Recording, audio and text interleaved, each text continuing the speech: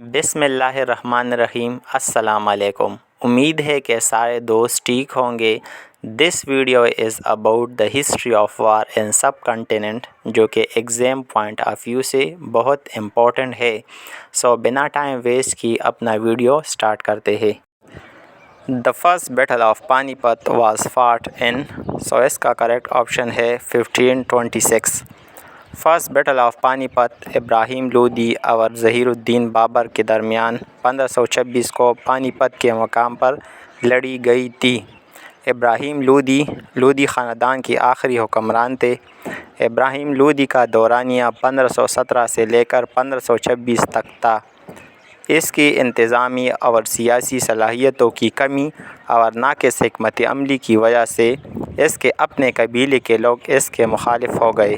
مغلوں نے اس اندرونی بدنظمی سے فائدہ اٹھایا اور پانی پت کے مقام پر لودھیوں کو شکست ہوئی۔ ظہیر الدین بابر مغلیہ سلطنت کے پہلے حکمران تھے۔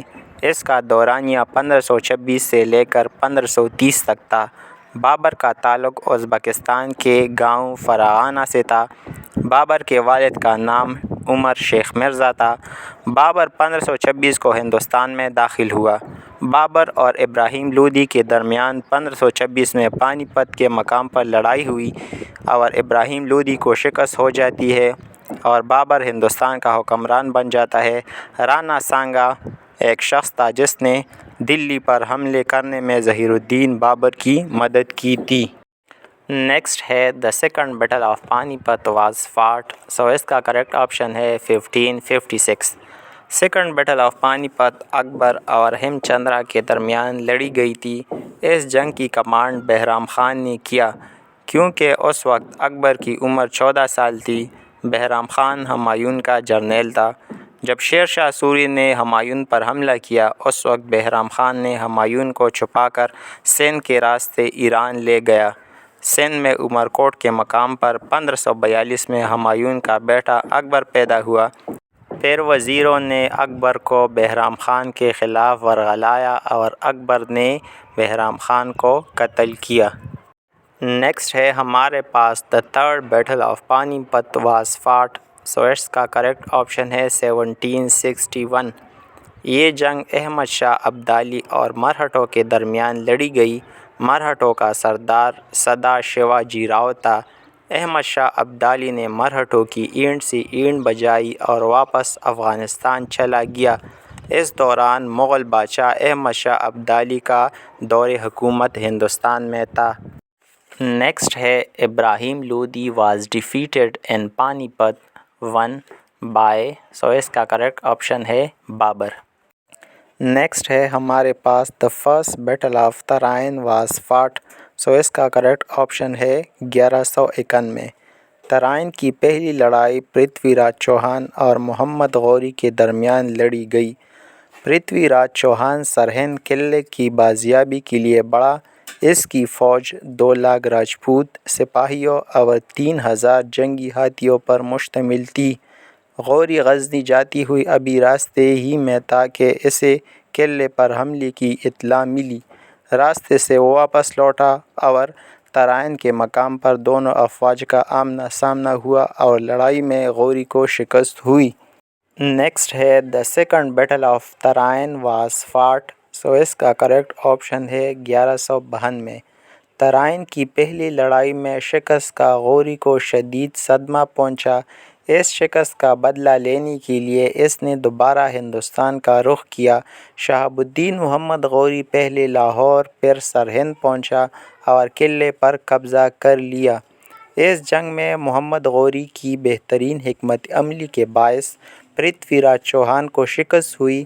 اس نے میدان جنگ سے بھاگنے کی کوشش کی مگر گرفتار ہوا اور آخر میں مارا گیا۔ نیکسٹ ہے the battle of Plassey was fought, so اس کا کریکٹ آپشن ہے 1757۔ بیٹل آف پلاسی جنگ آزادی سے 100 سال پہلے لڑی گئی تھی۔ پلاسی کے مقام پر پلاسی کلکتہ سے 70 کلومیٹر فاصلے پر واقع ہے۔